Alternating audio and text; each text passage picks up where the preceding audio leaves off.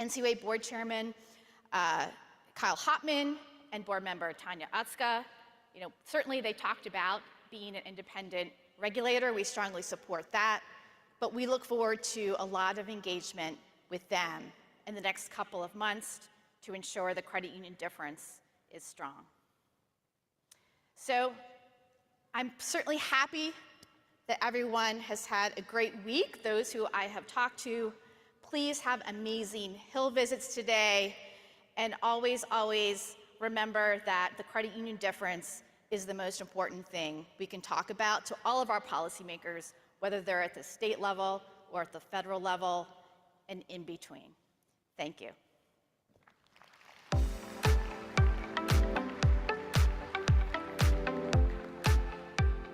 One more big round of applause for Carrie. She's working hard this week.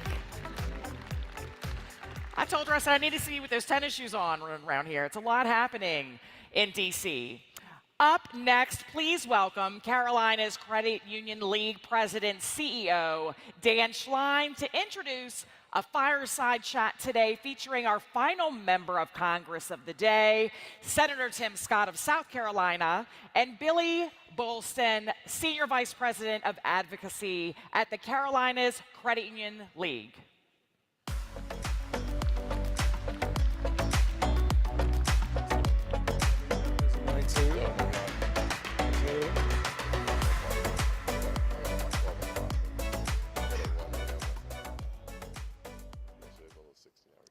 I'm excited to be with you this morning to kick off what I know is going to be a terrific conversation between our Senior Vice President of Advocacy at the Carolinas Credit Union League, Billy Boylston, and our longtime friend and advocate, Senator Tim Scott.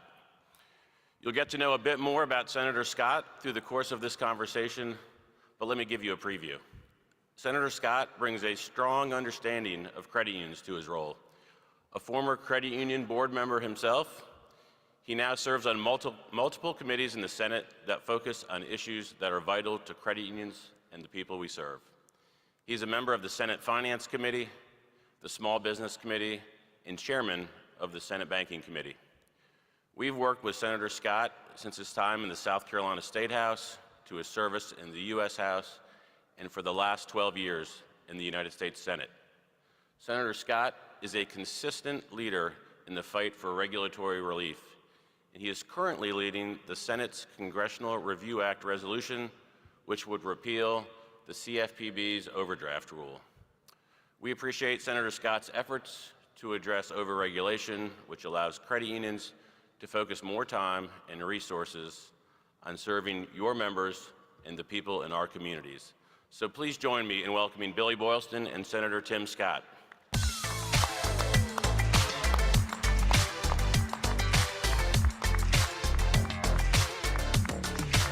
Thanks, sir. Morning. Hey, Billy. Senator, welcome. How are you? Doing great. How are you? Thank God. It's a good day. How are y'all? All right. Very good. Well, appreciate you being here. How are our South Carolina credit unions doing? Yeah. Oh, man. Can we just go down and talk to him? I had a feeling you wouldn't want to sit. Yeah, I was like, wanna he's sit going down. to walk Yeah, around. I like this. But my mama wanted a preacher. She got a politician. Let's take a moment to pray for my mother real quick. She's still trying to get over it. So I like to walk around and talk. Absolutely, absolutely. Yeah. Well, appreciate the Senator being here today. Now, I know you heard from Dan, and he gave you a little bit of his background, but today's really special for me as being a South Carolinian myself and born and raised. I get an opportunity to see the work that credit unions do day in, day out across both North and South Carolina. And Senator Scott, as Dan mentioned, he has been able to see that too. Before his time in the Senate, he actually served as a volunteer as a credit union, on a credit union right in the Low Country, and he understands the difference. And Senator, do you want to talk just a little bit about your perspective as a volunteer and how that's kind of affected your lens as you look through today as the ranking member of the Senate Banking Committee? Yeah. Well, as a new chairman of the Banking Committee, one of the things I recognize is that 7 years I spent on a credit union board. It was Heritage Trust Credit Union in Charleston. Now it's Rev. And I will say without any question, the foundation of the way I view the financial lens started back when I was simply a volunteer member of the board of directors at Rev. And it was such a powerful experience to understand that there are financial institutions created with one objective, making sure that the person feels seen. And in the world that we live in today, one of the most important things that we can do is make sure that the folks that are walking into the credit unions never lose the sense of relationship is the cornerstone of the credit union experience. And one of the reasons why I'm a raving fan of credit unions is because you guys have done such a good job of maintaining this sense of intimacy that is missing in so many financial institutions. If we are to serve our communities, we need places to go where people feel like they're not a number, but they're actually a person. And the place where visibility happens are credit unions. Absolutely.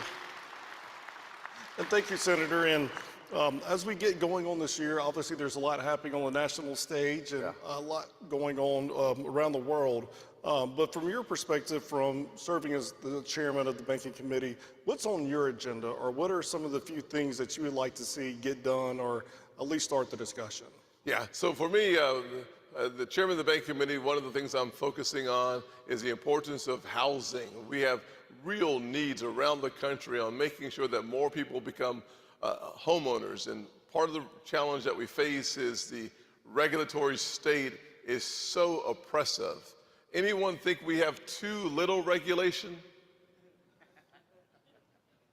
Yep, these are my people. I agree with you totally. We do not have too little regulation. As a matter of fact, the regulatory environment is oppressive, and they're looking to add on top of that. And the challenge, of course, is that whatever you do to the largest institutions in our country, I see my good friend Joe out there, whatever you do to the largest institutions, somehow it trickles all the way down to our smallest institutions. So right-sizing the regulatory state is absolutely essential if we're going to have more people becoming homeowners. If you want to start more businesses, having the ability to right-size your regulatory state so there's more access to capital, that requires a positive, healthy regulatory state. So one of my primary objectives, Billy, is to make sure that we right-size the regulatory state for the risk. If the risk is smaller, we should recognize that. We ought not treat credit unions in the same way that we do a Bank of America or JP Morgan. At the same time, right? Yeah. Thank you. I'll give you more time to applaud. I mean, this just takes more time. But we also should recognize the unique and specific objective that credit unions serve in the marketplace. And one of the reasons why I'm a huge fan is I think you all do such a good job of meeting that need. And to the objective of home ownership or starting small businesses, having access to capital based on a relationship is critical to achieving the objective that I've set for the banking committee. In addition to that, I would say that financial inclusion is such a necessary component. You know, I think the number is 40% of Americans do not have $400 in their savings accounts to meet emergencies. I grew up in a single-parent household. I am unfortunately intimately familiar with times when you come home and you hit the light switch and they don't come on. I want to make sure that there are institutions out there ready to meet the needs of working people struggling paycheck to paycheck. You know your members, and therefore you can assess the risk and take the calculated risk to meet their needs, especially in a pinch. And thank you for that. And as we get into a broader spectrum, there's a lot of discussion on the regulatory side, specifically around the CFPB. Let us pray. CFPB. Ouch!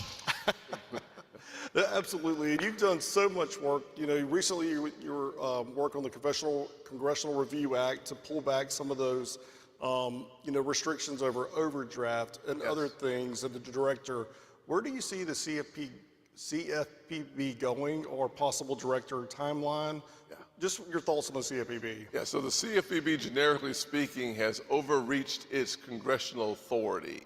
I think the CFPB, needs a board of directors. Having one person make all the decisions and their money does not come through Congress, that is not in the best interest of your members. So when you think about, I use the word right sizing a lot. If you're going to right size the CFPB, one of the things you'd want them to do is to have congressional oversight. You'd want them to have a board, and you'd want them to shrink their footprint to meet the objective of the legislation. Number two, I think it's incredibly important that we have a director that understands that, and that's why Mr. McKernan is a fantastic choice. I hope that we move him forward and get him in the role as soon as humanly possible.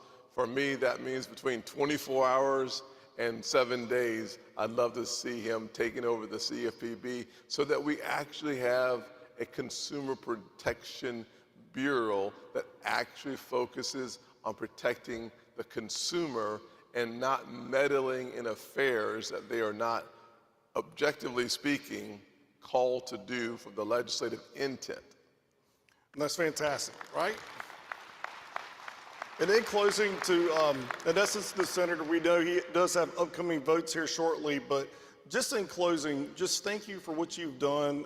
If you want to speak quickly or if you need to leave, that's okay too. But a lot of people don't realize the work he's done in things called opportunity zones in rural areas, and the work that he has done in South Carolina that has really been a national model. We applaud you for what you do for small businesses. Thank you. What you do in the communities back home for South Carolina and many communities across the nation. So just thank you. If you have any closing remarks, feel free, but if you need to get to the floor to vote, we get that too. So. Yeah, so I would just simply say to all the volunteers in the room and to all those folks trying to meet the needs in your community, thank you.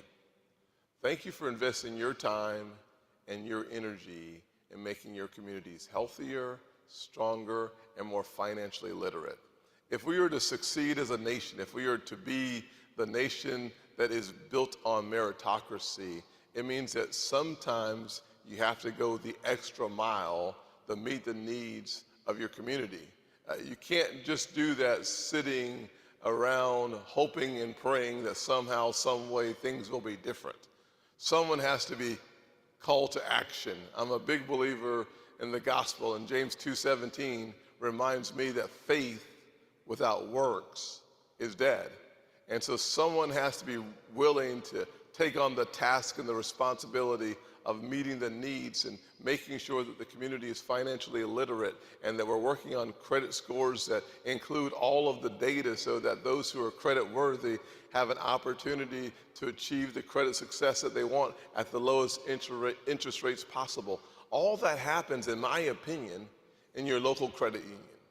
And when you're working with your members in such a way that they feel seen and that they understand the objectives that they have to meet in order to achieve their goal of buying a new car or becoming a homeowner or starting a small business, I am focused on making sure that financial inclusion and access to opportunity happens. But the only way it happens in Washington is to have committed individuals and communities that are going out there every day looking for ways to make sure that the community wins.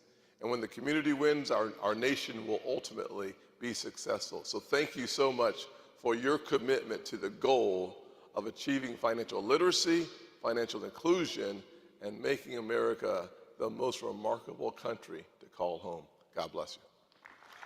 Thanks for being here, Senator. Absolutely. Let's get out of here. Appreciate it. Yeah, I'll walk you out. Sounds great.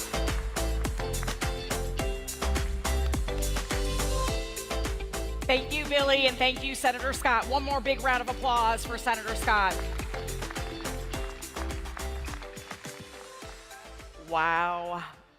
The time has come, friends. We have reached the end of this year's GAC program.